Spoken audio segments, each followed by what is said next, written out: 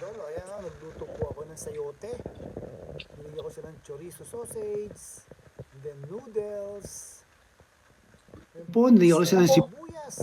Medyo malalaki yung hiwa ng sayote para mas masarap siya. Grabe, tapos nilagyan ko ng maraming sili. Oh. Talagang grabe po ang sarap.